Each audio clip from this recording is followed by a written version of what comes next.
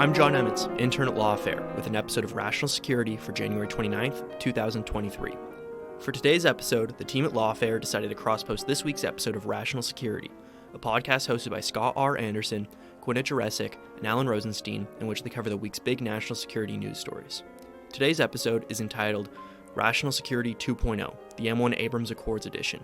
In this episode, Jurecic and Anderson sat down with Michel Paradis to discuss the new agreement between Western allies of Ukraine to supply German Leopard and American Abrams main battle tanks, the Treasury Department's designation of the Wagner Group as a transnational criminal organization, the New York City District Attorney's decision to prosecute a suspect under state criminal laws barring support for terrorism, despite that suspect never having been present in New York State, and more. This is Rational Security. Yeah, Michel, we're getting a nice view of your living room. Can you share your collection of classified documents with us just to take a peek? We can compare stacks, see who's inching higher at this point. So you laugh, but I've always been low enough on the totem pole that if I even sort of inadvertently had classified information like in an email, I would go to prison. And that's sort of the big discrepancy in a lot of these things. You have people, if you're high enough in the institution, your possession of classified documents outside the ordinary parameters is not taken nearly as seriously as if you're an NCO in the military who, potentially miscarries something. I will say, having worked overseas in an embassy without going into any inappropriate levels of detail, there are such over-the-top procedures for even if you were to inadvertently leave a classified document to be printed on a printer and fail to clear it before you leave. And then if you may have an offense, you are briefed by fully armed Marines in battle gear with assault rifles who come into your office. And if you answer wrong, they shoot you. Yeah, exactly. It is an intimidation campaign. And I'm like, all right, maybe we should have pursued that philosophy a little more broadly geographically and higher up the totem pole to get a little more discipline in this classified documents game. I will say, there were a lot of jokes when it turned out that Pence had classified documents in his home that, Jimmy Carter, Dan Quayle were going to start, opening cabinets and classified documents were going to pour out. And then there was a report in Reuters that not recently, I think this was soon after he left the presidency, Jimmy Carter actually did discover classified documents that were erroneously brought back to his home. So it truly is. Everyone is doing it. I feel bad for the staffer, the poor mover who basically was told, clean out this safe. And he did. And then all of a sudden, he's getting interviewed by the FBI or Marines with firearms and being questioned about his activities for the vice president. But this is a little dark for B-roll. It's a little heavy for B-roll. That's a fair point. It's a fair point.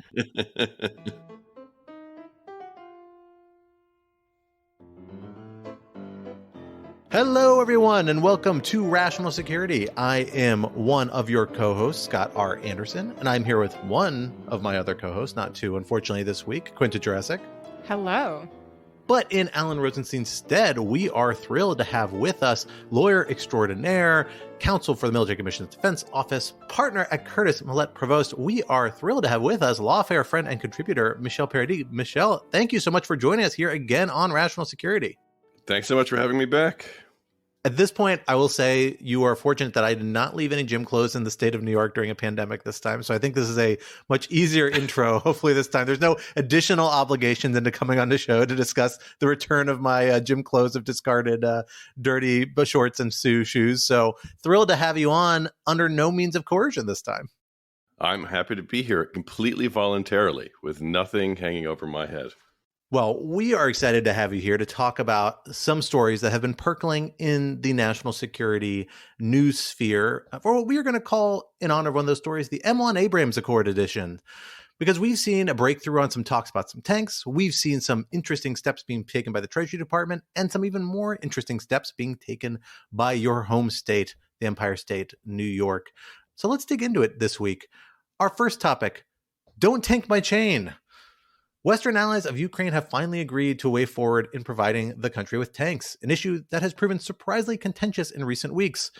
Germany will now allow its Leopard tanks to be used in the near term, while the United States will send Ukraine a series of M1 Abrams tanks in the future, meeting the German demand for a matched U.S. contribution. Why was this so important to Germany, and what does it tell us about the broader state of the war? Topic 2, Slight of the Valkyries. The U.S. Treasury Department has slapped new sanctions on the Russian mercenary group, the Wagner Group, or the Wagner Group. Not sure how to pronounce that. I'm going to go with Wagner Group for the purpose of my pun. Labeling them a Transnational Criminal Organization, or TCO, even as U.S. officials continue to resist calls to designate them a terrorist organization. What explains this reticence? Is it warranted? And topic 3, Empire State of Mind. For the first time, the New York City District Attorney is trying someone under state criminal laws barring material support for terrorism that the state adopted following the September 11th attacks. Even though the criminal defendant in question was never present in New York, at least while committing the offenses, but merely knew his actions would have repercussions there. Is this a sensible move, or is there a reason for pause? For our first topic, Quinta, let me hand it over to you to get us started. All right. So earlier this month, the UK announced that it would be sending tanks to Ukraine, fulfilling a long-held request by Ukrainian President Volodymyr Zelensky that Ukraine's Western allies had previously declined to fulfill. And then after a great deal of dithering, and I truly cannot emphasize just how much dithering there was, Germany decided to go along with the UK, and we're recording this at 1:14 p.m. on Wednesday. I think just about an hour before we recorded, President Biden also announced that the United States would be sending tanks. This seems to have opened the floodgates because the New York Times reported that Finland, the Netherlands, and Spain are also sending tanks, and Poland has said that it's requesting Germany's permission to send German-made tanks, the very evocatively named Leopards, as well. So there are a lot of tanks heading to Ukraine.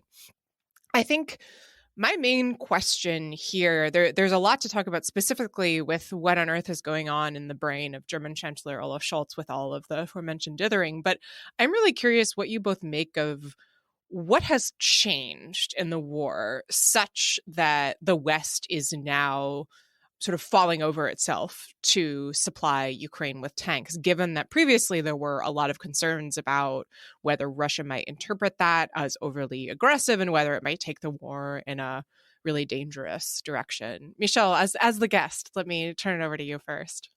So there's been this long-running debate since the beginning of the Ukraine war over the kinds of weapons that we're willing to give Ukraine that we see as not being essentially excessively provocative to Russia. And you often hear this described in terms of defensive versus offensive weapons. And you might remember at the very beginning of the war, there was a lot of debate over whether or not airplanes should be sent to Ukraine. And I think a pretty legitimate concern from a defense standpoint that if you're beginning to send aircraft to Ukraine, aircraft can go into Russian proper territory, actual Russian territory, not acquired territory, fairly easily. And so if the West, particularly the United States, is seen as providing what could be described as offensive support to Ukraine, that could give Russia two basic rationales for escalating the war in ways that might be unpredictable. One is it would start suffering losses in its own proper Russian territory. And there's every reason to think that even compared to sort of its titular, whatever its claims over places like the Donbass, if bombs started dropping in Moscow, there would be a much different public reaction within Russia and what Russia felt itself compelled to do in order to maintain public support and public face.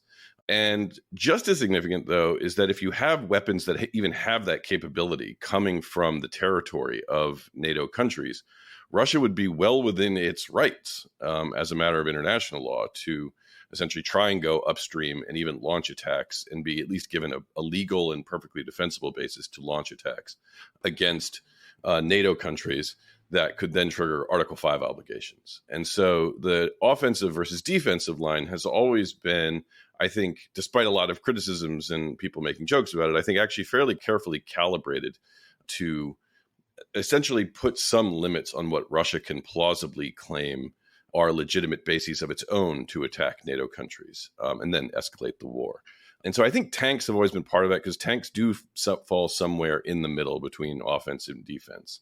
You know, unlike the HIMARS, which, as I understand it, we actually provide Ukraine with certain software that limits their geographical range so that they can't launch into Russia proper. You know, tanks can go anywhere you drive them. And there is, I think, certainly a legitimate concern that, you know, Ukrainian efforts to essentially mount armored offensives to retake Ukrainian territory could very quickly escalate into Ukrainian advances into actual Russian territory. And what control the United States or other NATO countries would have over that is pretty unclear, right? Ukraine is a sovereign country. They have their own military objectives.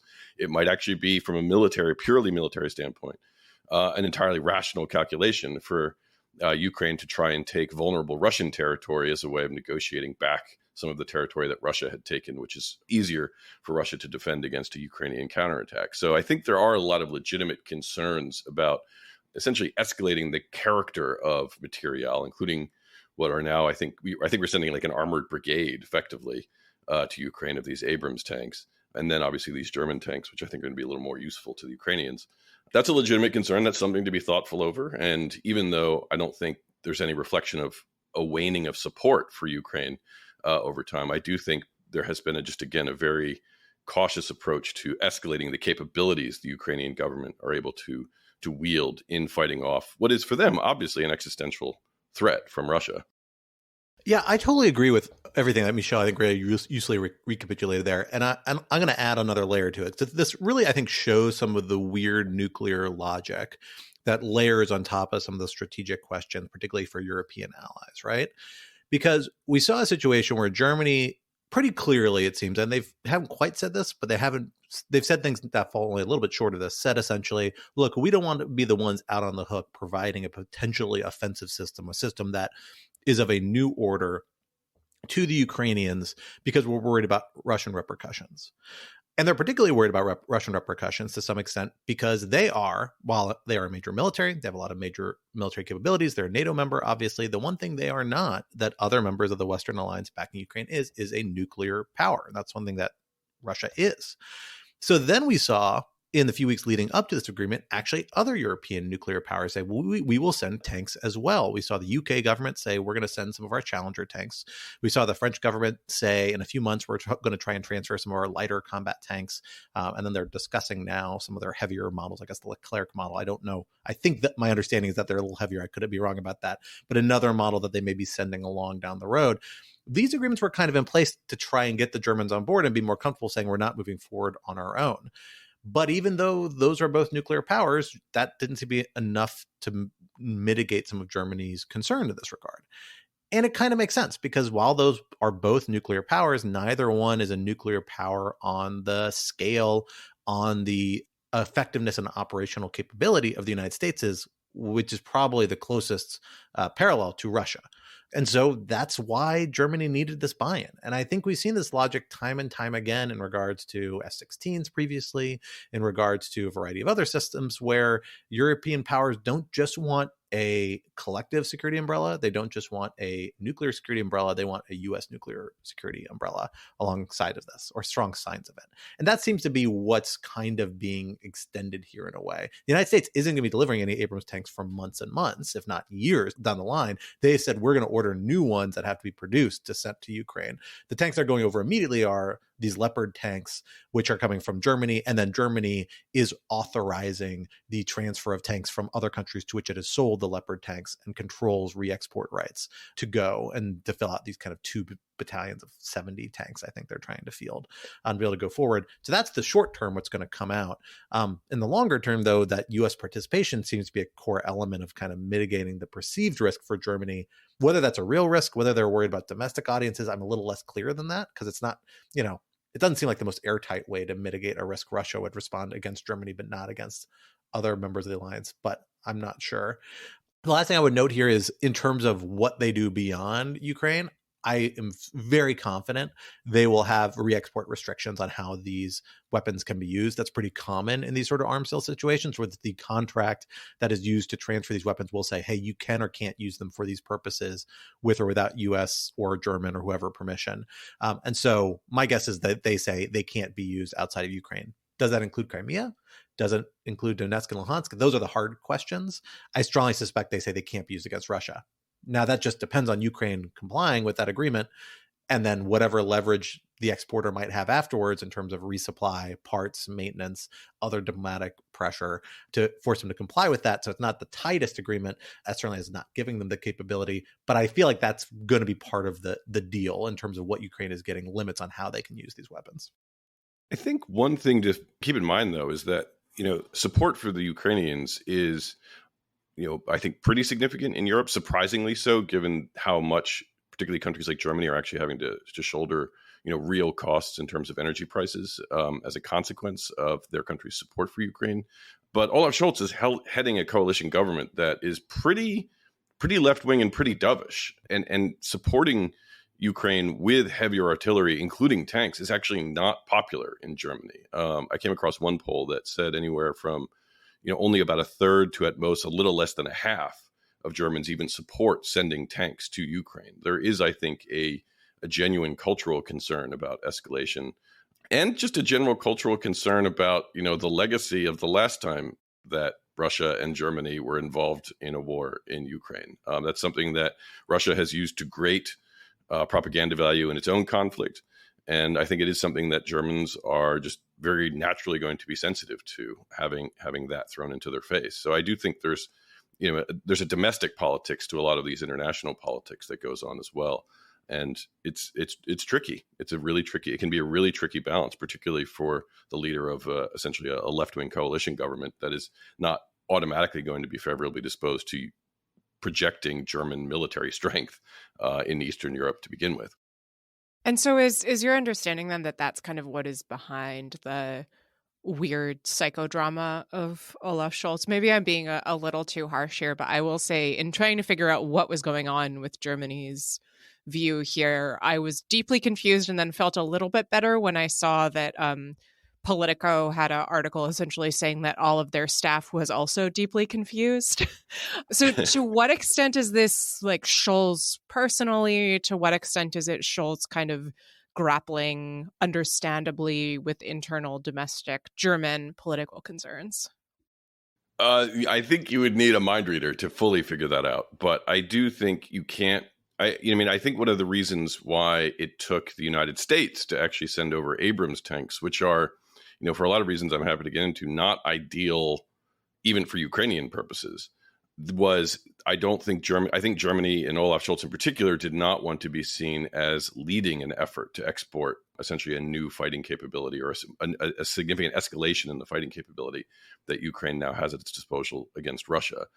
To the extent the Germans are sort of doing it and sort of going along with all of the other NATO countries that are doing it, particularly the United States, I think that does provide a certain level of political cover to critics within his own government and, frankly, his own people who might be concerned that Germany is bearing a lot more of the costs of the support for Ukraine than the United States is.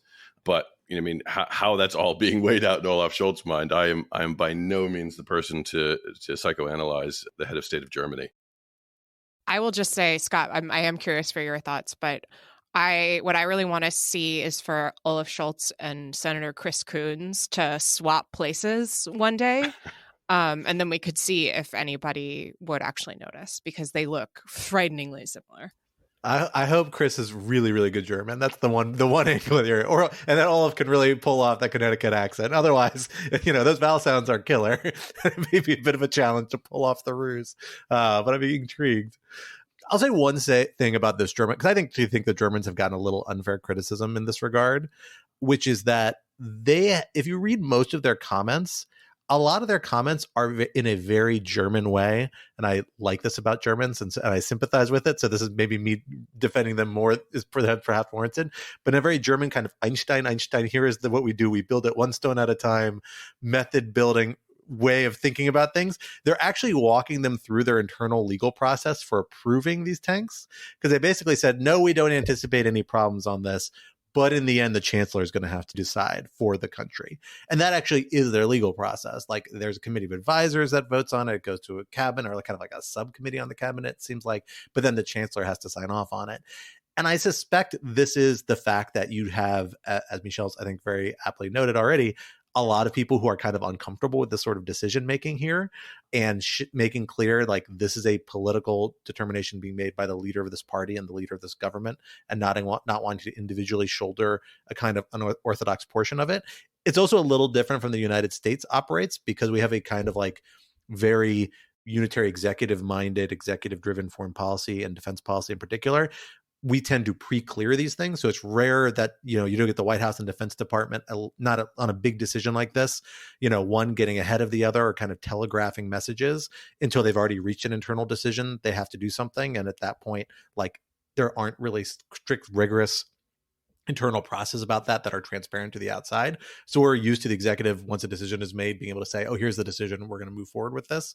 I don't think Germany had gone through that process yet. And I don't think they're as comfortable with having that sort of decision-making process, that clear, well, there's still a process we have to go through, but we think this is where we're leading on this. So I think that's the cause of a lot of the confusion. I think there was obviously like a turnover in Ministry of Defense in Germany. There's a lot of chaos going on earlier, but for the last week or two, I actually think Germany's been reasonably consistent, given that it was an ongoing negotiation. Obviously, people's lines were budging a bit. So I'm stepping into the defense of the Germans to some extent. I get what you were trying to do, Germany. I like process too.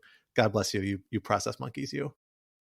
So if so much of this decision-making is about Russia's potential response, how has Russia actually responded? Is this a nothing burger, or is this something that we should really be concerned about?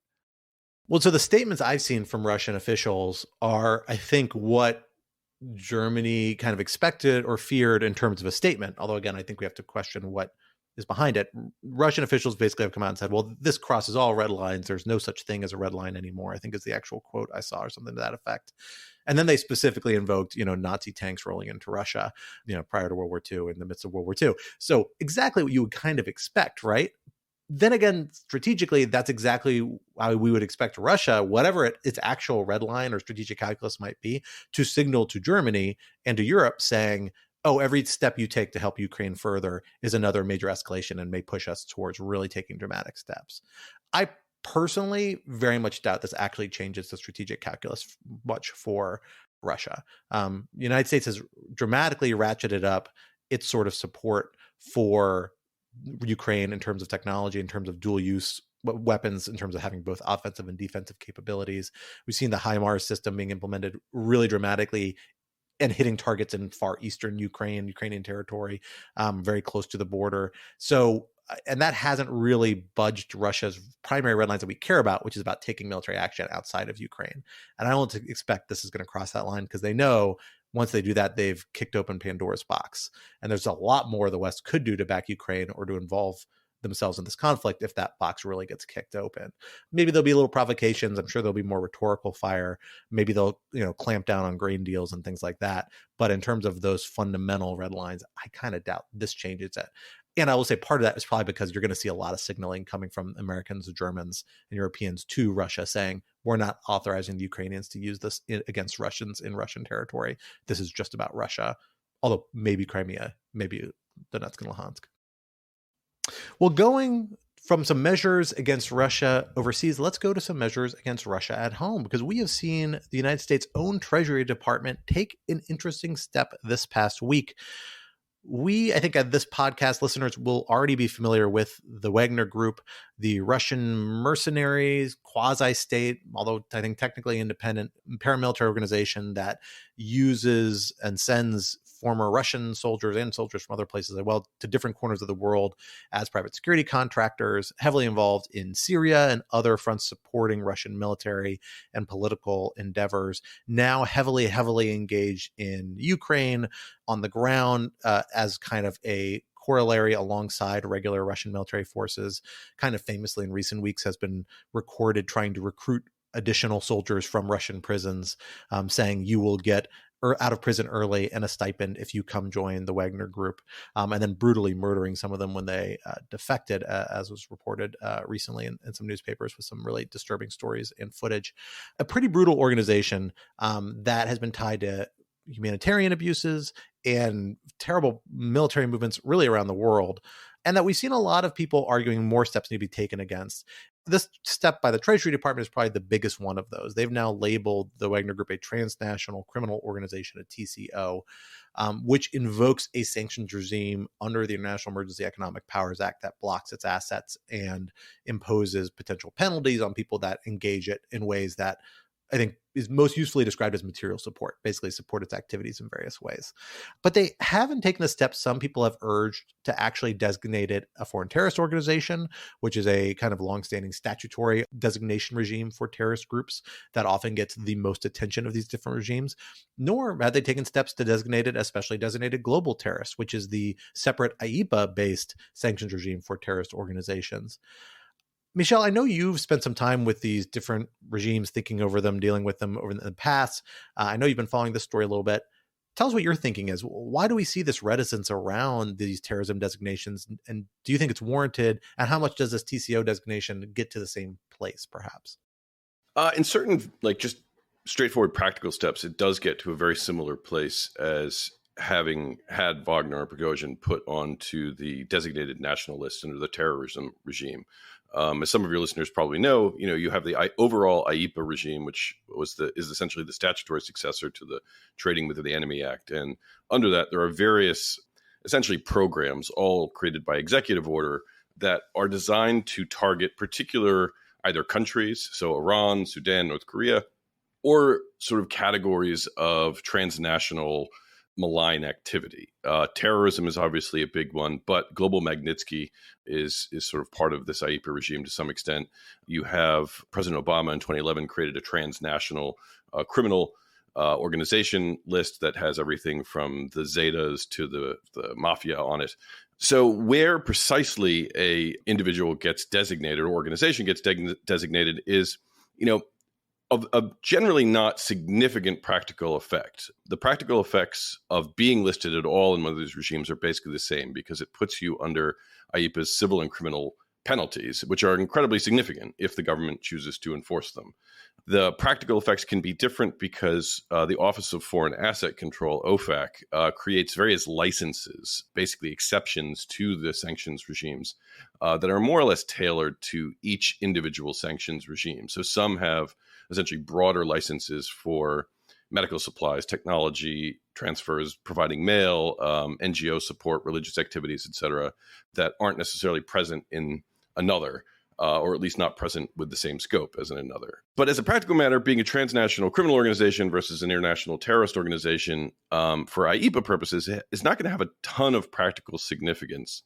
But what is practically significant, I would say, are two things. One is the symbolic value of the terrorism designation. And for reasons that I candidly don't understand, I don't really have any insight into, the Biden administration has been reticent to use the T word for the Wagner Group. They've done, or for Russia generally, despite a lot of Senate pressure, for example, to have Russia declared a state sponsor of terrorism. But the Biden administration has resisted the T word when it comes to Russian activities and including the Wagner Group, because, by all appearances, the Wagner Group is a terrorist organization. I don't know if you got a chance to read the New York Times sort of deep dive into the Russian war that they did about a month ago. But one of the things they talk about are these essentially snuff films that the Wagner Group was releasing, executing deserters that, are straight out of ISIS playbook. And I certainly think would give any reasonable person the intuition that they are a terrorist organization, with the single exception, and I hope this is not true, I don't think it's true, but with a single exception that they're white and they're not Muslims. And, I think if they were a Muslim mercenary army, I think the designation of them as a terrorist organization probably would have happened long ago. But the other practical effect of avoiding terrorism, and then more importantly, the foreign terrorist organization designation, which is different, is that there's a lot of resources already in place, law enforcement, interagency resources, intelligence resources that are earmarked for terrorist organizations that aren't necessarily earmarked for international criminal organizations. Various people with specialized knowledge in various fields are going to be working on counterterrorism issues that might not be then available to counter transnational criminal organization investigations. And then finally, the most, I think, practical effect, though, it has nothing to do with IEPA sanctions, but is also the foreign terrorist organization designation, which is an entirely separate regime that is under the auspices of the State Department. And that's very significant because of the criminal penalties that carry from that. Unlike the IEPA sanctions regime, where someone has to have essentially some kind of tie to the United States, right? These are sanctions that are primarily directed at, for example, banking institutions. The FTO designation triggers the material support laws. And those are extraterritorial. As the last sort of issue we'll be talking about today gets into, you can violate the federal material support for terrorism, and apparently even the New York State material support for terrorism laws, anywhere in the world with even the most tenuous connections to the United States. And so the strength of the criminal prohibition is a lot more significant if, in fact, the Biden administration moves forward to designate them as a foreign terrorist organization. There's been some legislative effort to push for that. There's the HARM Act that was introduced last Congress.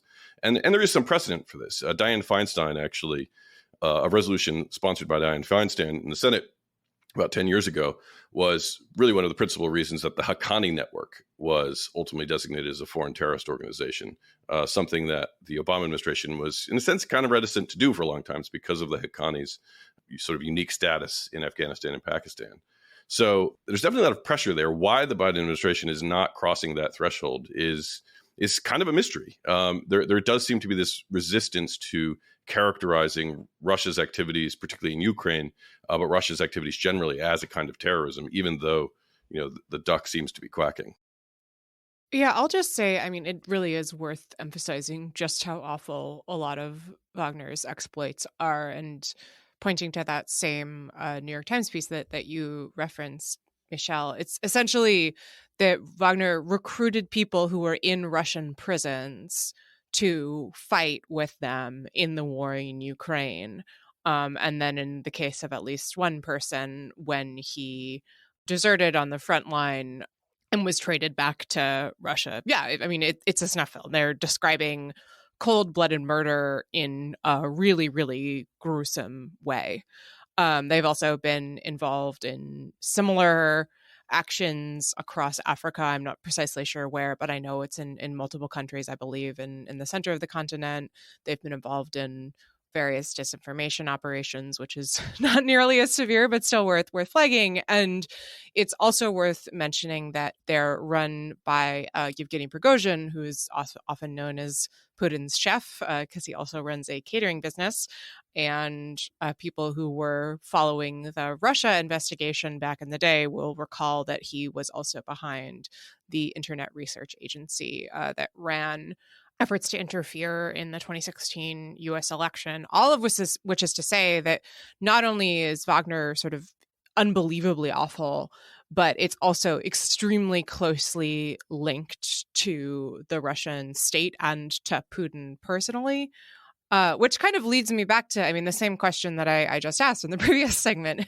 Is there any concern, or do either of you have any concern, or have you seen any response from Russia about the fact that this organization that is so closely linked to the Kremlin has been designated in such a way? Or does the fact that the Kremlin is kind of nominally keeping kind of an arm's length prevent that blowback? Or could that help explain why the Biden administration has been hesitant to use the T word, as you said, Michel, that somehow using this designation will not piss off Putin, but the other one will? My suspicion is that there's a common answer to all of this, but it actually has less to do with Russia than it does with third-party states that have relationships with Russia. This particular designation is notable because it's specifically against the Wagner Group. It specifically, blocks its assets, installs a lot of potential financial penalty for groups that engage with it to various degrees. But it doesn't fully implicate the scope of what certain other measures might. So in 2019, the Trump administration amended the SDGT, the specially designated global terrorist regime, to allow for more easily secondary sanctions, a variety of measures against particularly financial institutions that are engaged in transactions with designated SDGTs. Those groups would already be at risk of potential designation under both the prior SDGT regime and I think the TCO regime as it's structured, which looks a lot like the old SDGT regime as I looked at them kind of side by side earlier today. But it's kind of my suspicion is that given that you have the Wagner Group operating in a lot of parts of Africa and other countries around the world with which the United States is actively trying to get some degree of cooperation with anti-Russia measures, but is walking a very difficult line about, getting them to vote for UN General Assembly resolutions, getting them to voice rhetorical support, but not pushing them to engage in sanctions measures. My suspicion is that opening the door to potential secondary sanctions, even though they are discretionary, even though it's something they could do under IEPA already if they were to amend the underlying executive order for the Transnational Criminal Organization's designation regime. My suspicion is because it would be so readily available to the Treasury Secretary, they're worried about opening the can of worms and bringing additional political pressure to impose those measures, which would be of concern to a lot of kind of third-party nations that still have relationships with the Wagner Group, with Russia more generally. So that's why I think the TCO or the STGT regime might make sense in this particular case. Although, again, we'll see where it goes. Like this is really the most recent step in a progression of new measures that have been slapped against the Wagner Group. We've also seen export controls. We've seen designation as a party of concern in regards to religious freedom because of some involvement in Africa. I can't remember exactly where. So it's happened. It's kind of been an escalating set of measures, but I think that might be why they opted this direction other than the STGT. The other factor, which is the allergy to the T word that Michel's already alluded, I think has to do with the broader regime, similarly, that's around terrorism. If you were to designate the Wagner Group an STGT or an FTO, I don't think you would actually get a lot more useful measures to target them that you couldn't actually already do under IEPA, under the TCO regime, or frankly, under the variety of anti-Russia regimes, many of which already target Prigozhin and other people associated with Wagner Group could be used more broadly against them. But what it would do is that it would implicate and make the case much stronger to that Russia itself is sponsoring terrorism and implicate the state sponsor of terrorism designation. That's a statutory-based designation that we've seen Congress get very kind of heated about, seeing a lot of proposals to force the administration to make this designation.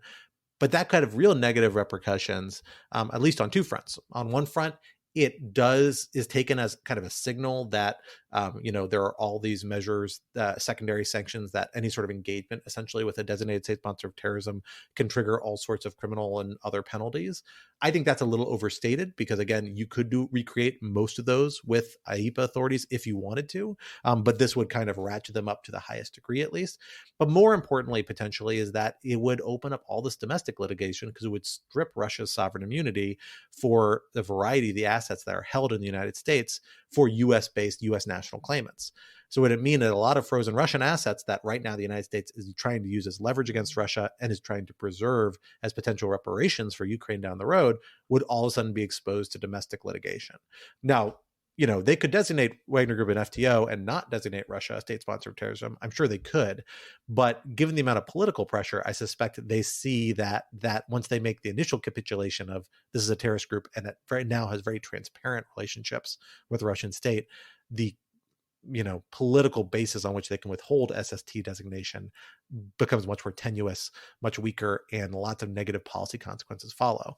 And generally, I think it really reflects the fact that we have a anti-terrorism legal regime that was designed by Congress and by the executive branch in different degrees to target a particular type of threat, which is a not necessarily state-associated, independent terrorist groups. And now we're trying to leverage it to a different group with a different set of geopolitical dynamics. And, these measures aren't one size fits all. There's a reason why they may want to not invoke the, much more pre-articulated terrorism-related authorities and instead focus on IEPA and using that in a way that's much more customizable, which seems to be what they're doing. Yeah, I certainly get that.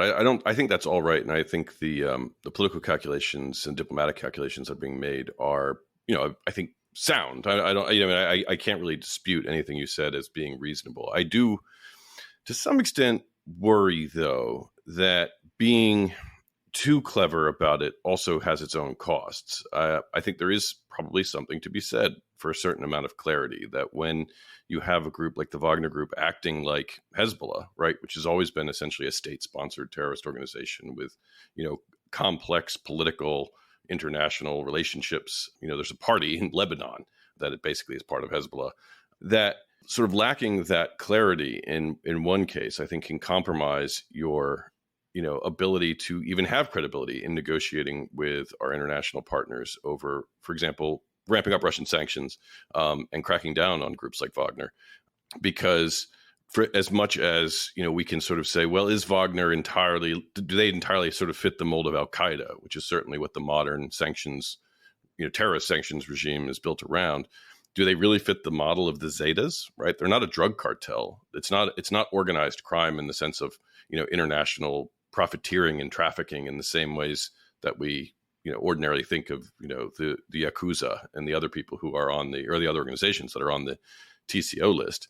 And so there does seem to be this kind of almost strange, like it is a ratcheting up. And so I think that's probably good. It's in the right ratcheting in the right direction. But to sort of say, well, we're gonna slap Wagner for violating religious freedom rights, and we're going to say we don't like the way they're operating because they're like the Yakuza, just seems like there's a BS factor to that, which I think actually might hurt American credibility in trying to get partner nations to take the threat that Wagner sort of uniquely poses as essentially a state-sponsored terrorist organization with incredible capabilities, to take that threat as seriously as perhaps foreign countries should.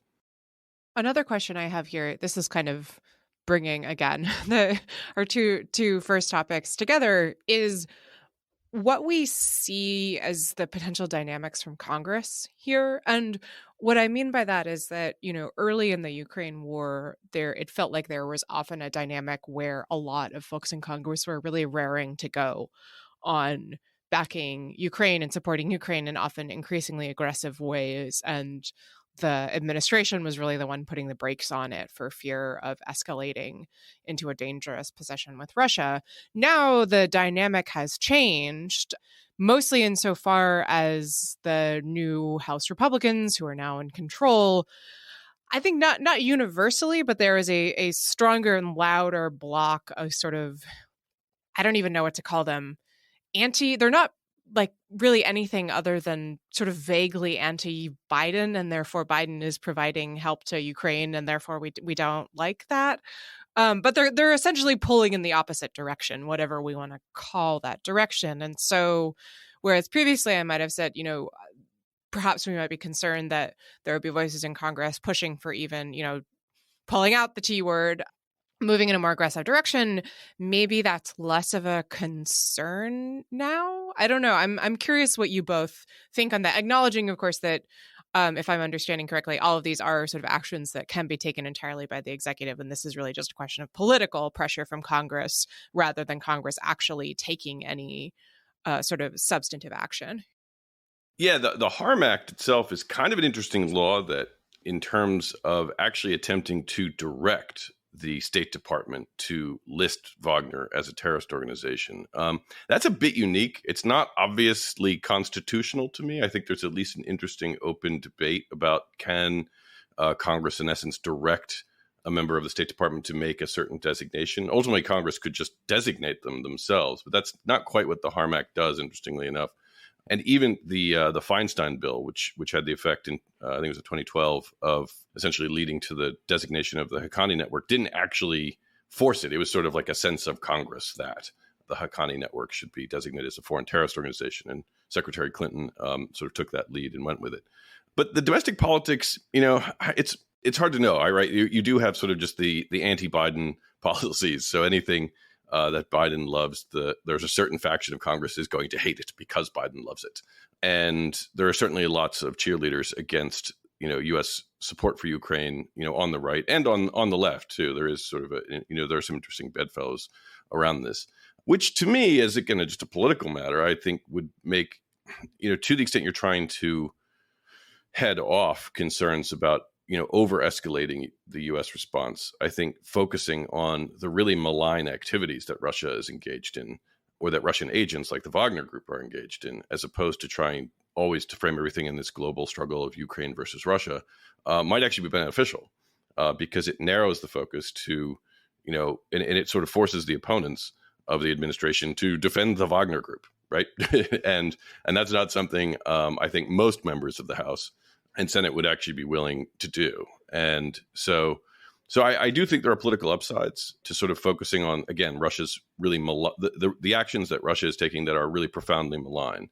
I think you saw some of that at the end of December when they actually did pass the expansion of the War Crimes Act to make it extraterritorial. That was, I think, done because there was a lot of evidence of Russian war crimes, and the United States wanted to have the criminal law tools to be able to go after Russian war criminals without concerns about extraterritoriality. And I think similar opportunities might present themselves for, again, focusing on organizations like the Wagner Group, who are essentially operating as a terrorist organization off the leash in Ukraine. So, Michel, you kind of teased our third topic, which has to do with this very interesting case of a New York State prosecution of Islamist preacher named Abdullah al-Faisal, who is now on trial in Manhattan for conspiring to provide support for terrorism. Under that description, if you ignore the fact that this is a New York State prosecution, that sounds very familiar. We've all seen plenty of cases involving material support prosecutions in the federal system, but as we said, this is in the New York State system. And the additional twist is that Faisal was not actually in Manhattan or indeed anywhere in New York during the time that this took place. The sort of jurisdictional hook has to do with NYPD investigators who were communicating with Faisal, pretending to be people who were interested in his teachings, perhaps interested in going to join ISIS, and that's kind of the jurisdictional hook here. So I believe, according to the New York Times, this is the first case that New York has prosecuted without any sort of federal hook under this statute that's investigated solely by NYPD. And it is interesting for a number of reasons. Michel, let me turn to you first. What do you make of this? Is this a New York kind of overstretching the boundaries here? Is this the beginning of a new wave of state level material support prosecutions? That's a great question. Is it the beginning of a new wave? Probably not. It's probably in part because, if you actually read the indictment, this was a NYPD investigation that started in 2014, and that they have been slowly unspooling that they did slowly unspool for like 5 years before actually getting him arrested in Jamaica and extraditing him. And so just as a practical matter, it doesn't seem like something that the NYPD, as large as it is and as sophisticated as a counterterrorism unit as it has, actually has the resources to invest in. At least I hope not, as a taxpayer here in New York City, that this is not the sort of thing that they're spending most of their time doing. Is it novel? Yeah, it's very novel. And I think that novelty presents a couple issues that we can talk about. But one sort of big one that sort of hangs in the back of my mind is, why was this not a federal prosecution? Why did this, it's not as if the Justice Department, and particularly the FBI, has any hesitation about using undercover operations to, in some cases, borderline entrap individuals who might be seen as potentially dangerous under the terrorism laws. So why did they think this case was not worth a candle, and therefore let the NYPD sort of, take the run at it? That's an unanswered question. I actually don't know the answer to that, but it does sort of give me a certain amount of pause that this case, which is not a case involving someone who's plotting to do anything in New York. When you actually read the indictment, it's a material support case, and it's a conspiracy to commit material support case. So it's this sort of extra layer of secondary liability, because he was essentially with these undercover New York police officers attempting to, help them, encourage them, facilitate their ultimate going to ISIS, to work or fight with ISIS in Syria. And so that's something that traditionally the FBI has paid plenty of attention to. And so why the NYPD sort of, grabbed the baton on this case is at least something that raises questions in my mind about, if nothing else, law enforcement priorities and how those are being allocated. Yeah, and it really implicates kind of the underlying question here, which you already hinted at in some of your comments in the last question or topic we were discussing, which is the idea of kind of preemption, essentially, right? Like, is this the sort of thing that states are anticipated to be able to do by Congress when they enacted federal criminal terrorism laws, right? And the truth is, we don't really know 100%, right? I mean, maybe there's something in legislative history I'm not aware of, but I'm not aware of there being a judicial ruling on this. Preemption doctrine is kind of notoriously squishy and not super easy to dissect, and is a lot of in the eye of the beholder of the court. And frankly, in the case like this, I suspect would hinge heavily on the position taken by the executive branch if and when it's litigated before the courts.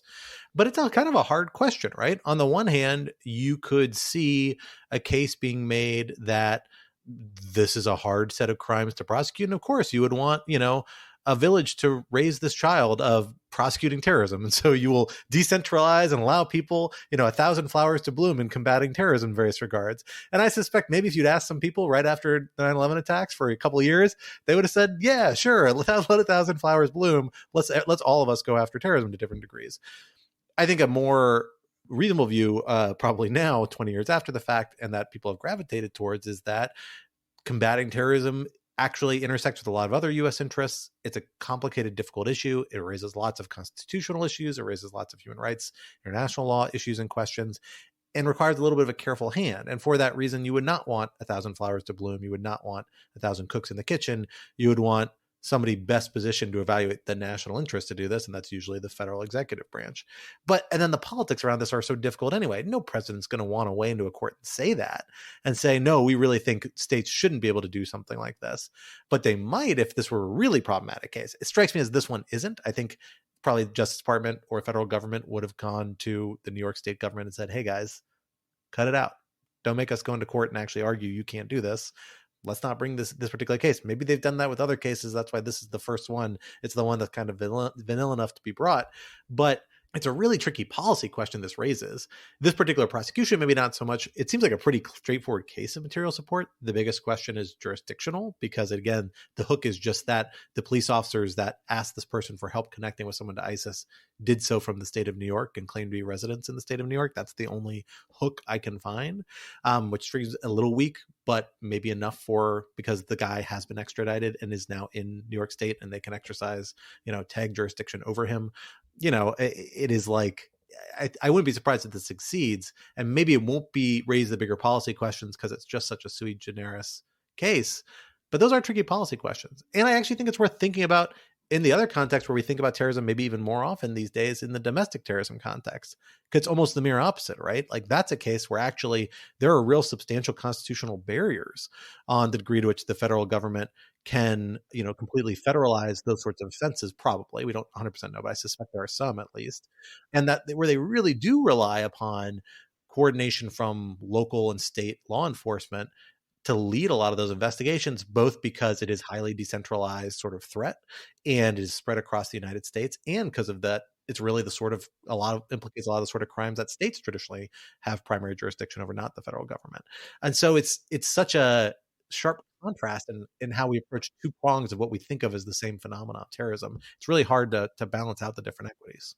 I mean, one additional complicating factor, which doesn't, I believe, appear in the New York Times' recent reporting about the case, but does show up in the 2017 article that was written when Faisal was first charged in New York State, is whether the federal government might have held back from pursuing the case. Because if you cast your mind back to September 2017 or August 2017, when this was charged, the Attorney General was, of course, none other than Jeff Sessions, who had raised questions about whether terrorism cases should even be brought in civilian courts, or whether military tribunals should be used. So, Michel, I'm sure you have thoughts about that. But what the Times story from 2017 suggests is that because Sessions had suggested that maybe suspected terrorists should be tried in Guantanamo, that the federal government and the Justice Department were not hugely enthusiastic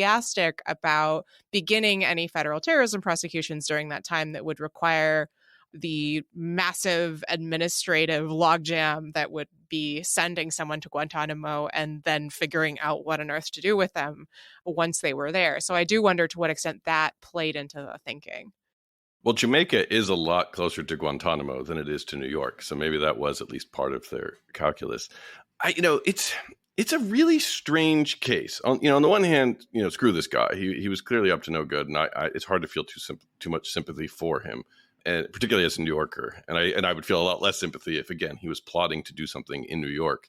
But I think I'm not sure this case would have been 100% viable in the federal system for at least one major reason, and that is, so New York, passed its material support law, which, basically kind of tracks the section 2339 A and B of the Federal Criminal Code, which are the sort of classic material support offenses.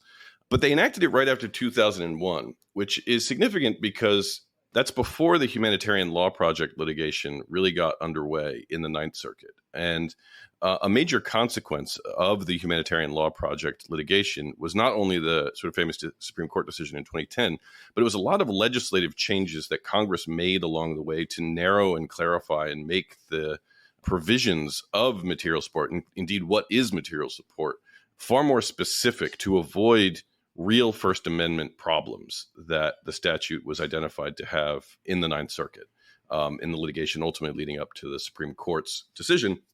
And the Supreme Court took those legislative revisions of the material support statute and observed them and sort of said, look, these are very significant in clarifying the law and making it far more precise to avoid precisely the free association and free speech problems that you might otherwise have.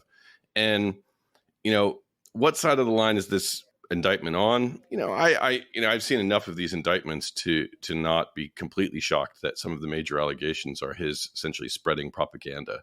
There are a lot of spreading propaganda indictments under the material support statutes.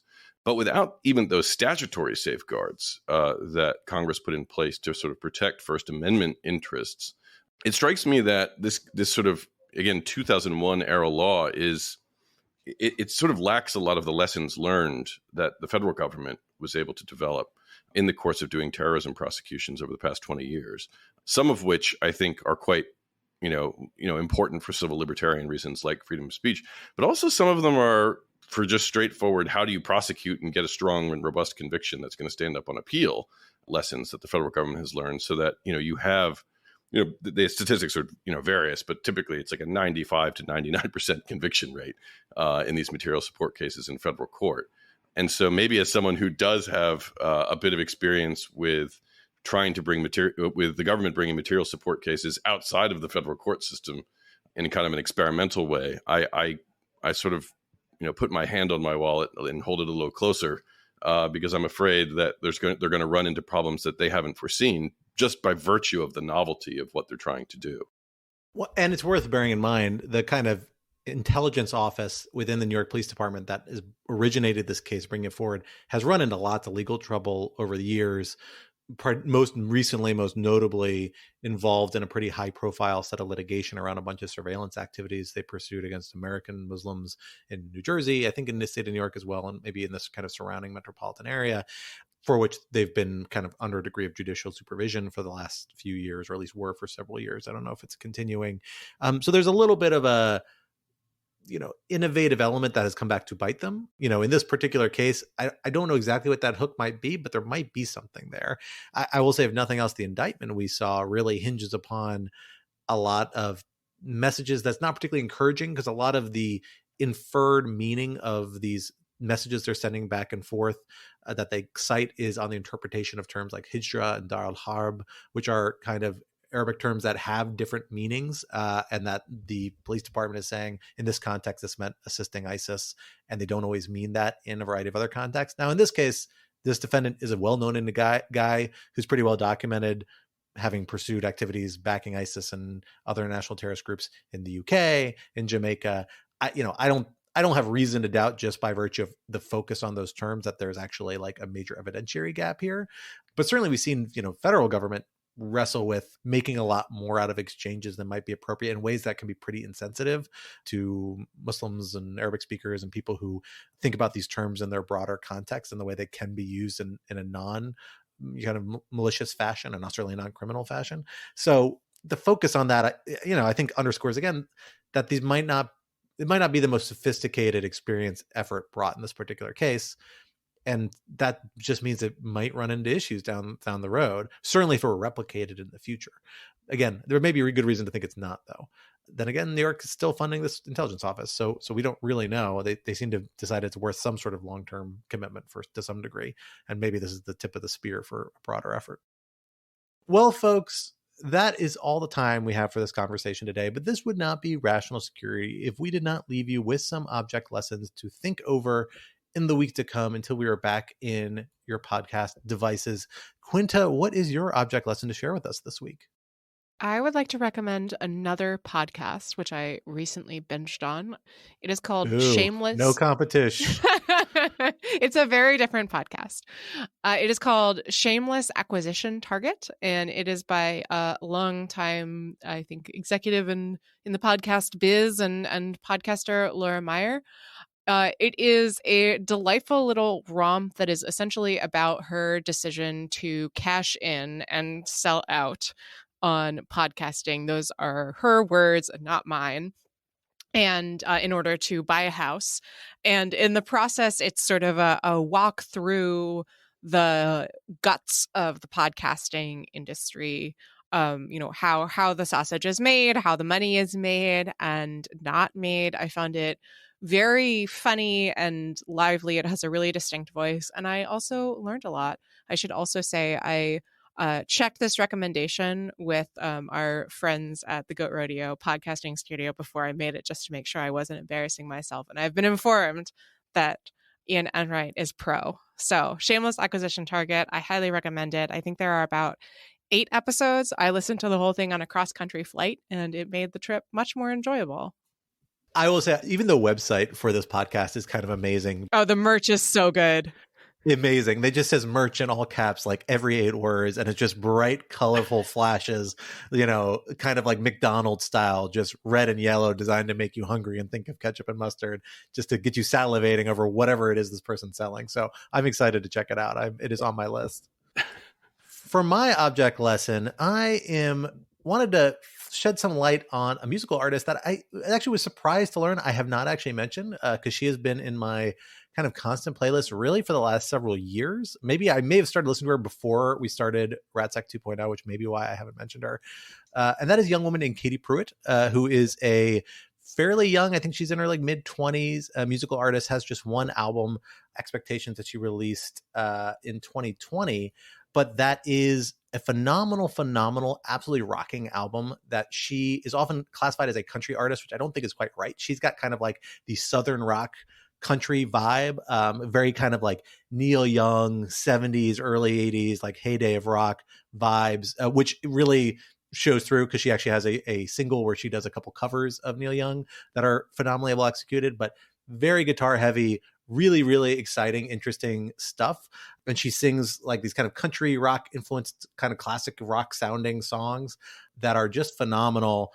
And I've been waiting for her to tour or to come out. She doesn't seem to like to tour very far east of like Western Virginia. That's the far closest she's gotten to DC that I've seen in the last few years, although pandemic, et cetera, it's coming along. That makes it hard.